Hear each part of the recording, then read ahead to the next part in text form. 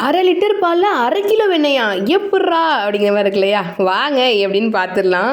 அதுக்கு தினமும் 1/2 லிட்டர் பால் வாங்கிக்கோங்க. அதில் இந்த மாதிரி மேலே பால் ஏடு சிறக்கும் இல்லையா? அந்த பால் ஏடை மட்டும் எடுத்து தனியாக கலெக்ட் பண்ணி வச்சுட்டே வாங்க. அதை அப்படியே கலெக்ட் பண்ணி வச்சுட்டே வந்தீங்கன்னு வச்சுங்களேன், நாளடைவில் நிறைய சேர்ந்துடும். அடுத்ததான் என்ன செய்றீங்க, அதை ஃப்ரீசரில் தான் ஸ்டோர் பண்ணணும், வெளியில் ஸ்டோர் பண்ணிடாதீங்க. ஃப்ரீசர்லேருந்து நீங்கள் கடையை போகிறதுக்கு ஒரு நேரத்துக்கு முன்னாடி எடுத்து வெளியே வச்சிங்கன்னா இந்த மாதிரி தண்ணி ஆகிடும். இதை அப்படியே ஒரு மிக்சியில் சேர்த்துட்டிங்கன்னா ஃபஸ்ட்டு ஒரு 5 மினிட்ஸ் நீங்கள் வந்து மிக்சியை ஓட்டும் போது இந்த மாதிரி கெட்டியான பதத்துக்கு வரும். இன்னொரு 5 மினிட்ஸ் ஓட்டிங்கன்னு வச்சுக்கோங்களேன், இந்த பதத்துக்கு வரும்.